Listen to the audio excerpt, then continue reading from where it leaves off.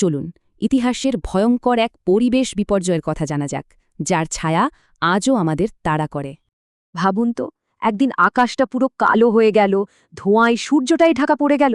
একসাথে প্রায় ৭৫০ তেলের কুয়োয় আগুন ধরিয়ে দেওয়া হয়েছিল। ঘটনাটা ১৯৯১ সালের উপসাগরীয় যুদ্ধের একদম শেষের দিকে নেওয়া হয়েছিল এক ভয়ঙ্কর প্রতিশোধ। ভাবা যায় প্রতিদিন লক্ষ লক্ষ ব্যারেল তেল পুড়ে ছাই হয়ে যাচ্ছিল। ফলাফল, আকাশ ঢেকে গেল কালো ধোঁয়ায়, দিন হয়ে গেল রাতের মতো অন্ধকার। আর এই ধোঁয়া শুধু এক জায়গায় থেমে থাকেনি, ছড়িয়ে পড়েছিল হাজার হাজার কিলোমিটার দূরে।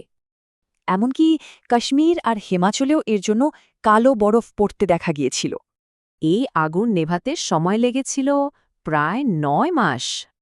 আর তাই কুয়েতের এই ঘটনাকে ইতিহাসের অন্যতম বড় পরিবেশ বিপর্যয় বলা হয়। কিন্তু এত বছর পর সেই ভয়ঙ্কর স্মৃতি আবার ফিরে আসছে। কারণ সম্প্রতি তেহরান শহরেও নাকি কালো বৃষ্টি পড়তে দেখা গেছে। একদিকে কাশ্মীরের কালো বরফ, আর এখন তেহরানের কালো বৃষ্টি। মিলটা কিন্তু বেশ ভাবাচ্ছে। তাহলে প্রশ্নটা হলো, ইতিহাস কি আবার ফিরে আসছে?